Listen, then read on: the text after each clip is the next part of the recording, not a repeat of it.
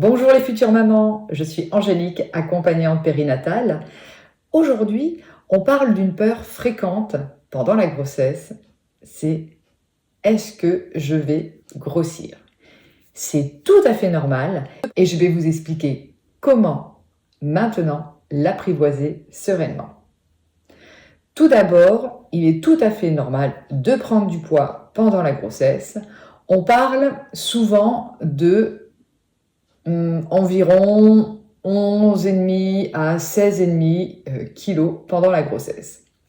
Il faut déjà savoir qu'il y a 3 kilos qui vont être le bébé, son placenta, le liquide amniotique.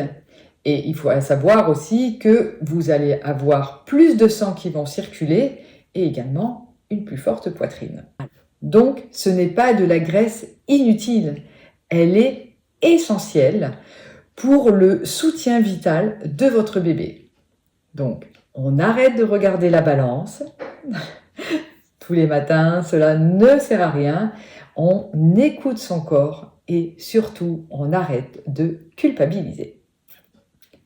Alors, comment éviter de grossir pendant cette grossesse? Premièrement, par l'alimentation. Manger mieux, qui ne veut pas dire manger 2 fois plus, n'importe quoi, n'importe quand. C'est bien, c'est vrai, de fractionner, de faire plusieurs petits repas. Surtout, certaines femmes, des fois, ont un petit goût dans la bouche et qui n'est pas agréable. Et cela peut aider de faire plusieurs petits repas. Ou également, s'il y a des nausées ou des vomissements, pareil, de faire des tout petits repas va permettre en tout cas d'éviter au plus possible ces inconvénients. Qu'est-ce que l'on va manger? On va manger des légumes et des fruits pour avoir des fibres qui sont vraiment très importantes. Donc vous pouvez les manger crus ou cuits, selon aussi comment supporte votre intestin. Ensuite, il va falloir des protéines, qu'elles soient animales ou végétales. Donc animales, vous allez avoir la viande. On va plutôt favoriser la viande blanche. Si vous aimez la viande rouge, ça va être 1 fois par semaine, pas plus. Sachant que tout ce que je vous dis est bon également dans l'alimentation classique de tous les jours. Ensuite, vous allez avoir le poisson. Très bien aussi le poisson gras, qui va également amener de la vitamine D. Et des œufs, très très bons, il y a plein de bonnes choses, plein de vitamines, et en plus on peut le faire de différentes façons. Donc comme on l'a dit également, des fruits aussi pour tout ce qui va être vitamines. Le matin, l'idéal c'est de manger un kiwi parce qu'il y a de la vitamine C et de la vitamine E.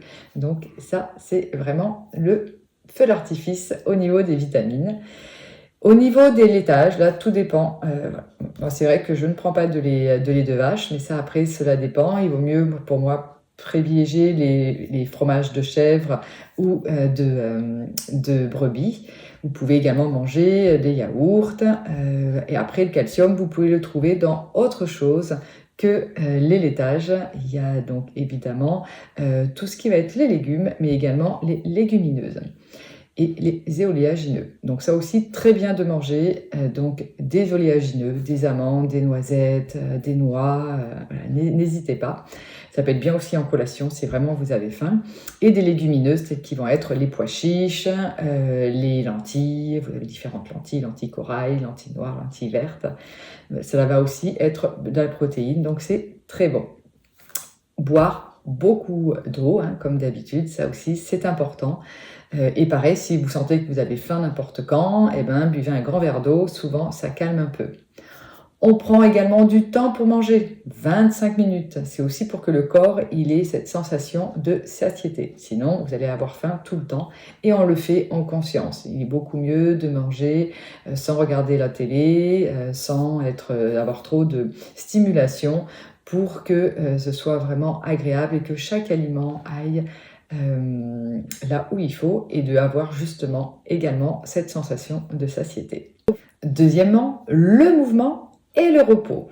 Oui, alors il est important de marcher également pour évidemment le corps, mais aussi pour l'esprit, pour détendre, pour la respiration, pour la circulation. Donc c'est l'activité physique idéale. Moi je dis le mieux, c'est de le faire en nature, comme ça aussi vous êtes en connexion avec elle. Également, ce qui est bien, c'est tout ce qui va être yoga, stretching, qigong, tai chi. Ces choses qui vont aussi permettre donc de entretenir votre corps physiquement, mais aussi par la respiration. Cela va vous aider à la préparation à votre accouchement et aussi à relâcher les tensions. Et la piscine, si vous aimez, s'il n'y a aucune contre-indication de votre médecin, vous pouvez aussi la piscine parce que déjà, en plus, quand on prend du ventre, on se sent beaucoup plus légère dans l'eau et pareil, on va travailler des muscles de façon le plus léger possible vu qu'on est quand même porté par l'eau.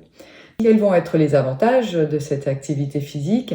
C'est que ça va aussi réguler l'appétit, vous booster et évidemment travailler sur votre corps donc pour éviter aussi de prendre trop de poids. Vous avez également, j'en ai déjà parlé dans certaines de mes vidéos, le Kanga Training. Donc je vous invite à aller chercher sur internet leur site et de voir s'il y en a près de chez vous, ou alors je crois que cela se fait également en ligne, qui est une activité qui a été vraiment créée spécifiquement pour la femme enceinte. Et ils ont également aussi pour après quand vous avez accouché. Donc c'est l'idéal complet et très en sécurité pour la femme enceinte. Et bien dormir parce que cela régule l'appétit et la satiété. Donc idéal pour éviter de prendre trop de poids. Et surtout, vous n'êtes pas seul. Si c'est difficile, n'hésitez pas à contacter un professionnel, que ce soit une accompagnante périnatale, une doula, une nutritionniste. Il y en a en plus qui sont vraiment spécialisés pour la femme enceinte. Parce que des fois, on n'y arrive pas parce que aussi, il peut avoir des peurs, des doutes, des choses qui remontent de mémoire et souvent qu'est-ce qu'on fait? On mange pour se rassurer. Donc des fois il faut débloquer certains schémas qui sont peut-être là, en plus c'est le moment pour éviter de les rajouter à votre enfant, et faites-vous également confiance. J'espère que cette vidéo vous a plu. Si c'est le cas, je vous invite à la liker, à la partager et vous abonner à ma chaîne YouTube Le Trousseau Angélique. Également, dans la description, vous avez un lien où vous pouvez cliquer et recevoir un cadeau. Prenez soin de vous, belle journée.